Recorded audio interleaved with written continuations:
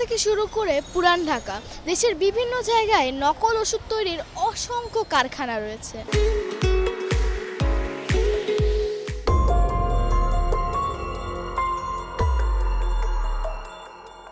ঢাকা শহর থেকে শুরু করে গ্রামীণ গ্রামগঞ্জে সব জায়গায় এখন নকল ওষুধ বিক্রয়ের অভিযোগ উঠছে।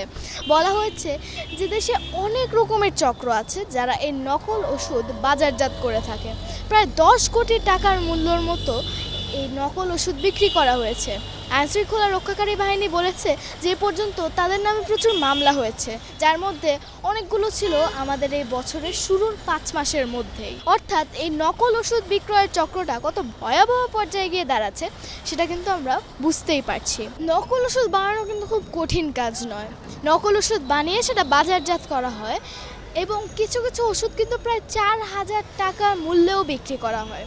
বলা হয়ে থাকে যে এইসব ওষুধ নাকি মানুষের অ্যান্টিবডি ডেভেলপ করতে পারে, অনেক কঠিন কঠিন অসুখ নিবারণ করতে পারে, অনেক রকমের অসুখ থেকেই মুক্তি দিতে পারে। এজন্যই মানুষ সেটা কিনে থাকে এবং আস্তে আস্তে এইভাবেই কিন্তু এই নকল ওষুধ তৈরি এবং বাজারজাতের চক্র আরও বড় হয়ে যাচ্ছে। ঢাকা থেকে শুরু করে পুরান ঢাকা, দেশের বিভিন্ন জায়গায় নকল ওষুধ তৈরির অসংখ্য কারখানা রয়েছে। দেখা যাচ্ছে যে অ্যান্টিবায়োটিক থেকে শুরু করে ইনজেকশন পর্যন্ত এগুলোও কিন্তু অনায়াসে নকল করা হচ্ছে। স্যালাইনও পর্যন্ত নকল করা হচ্ছে। এগুলো কিন্তু জীবন রক্ষাকারী ওষুধ।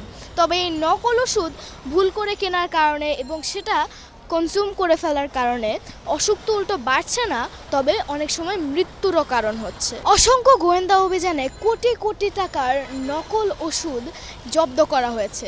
অনেক কারখানায় সিলগালা করা হয়েছে। তবে এই চক্র যেন থামানোই যাচ্ছে না। এরা তাদের পকেট ভারী করার জন্য এই দেশের জনগণকে ঝুঁকিতে ফেলছে, অনেক সময় জীবন নাশেরও কারণ হচ্ছে। সুভাষা ফায়ার, একটু ভাবুন। RTV, ঢাকা।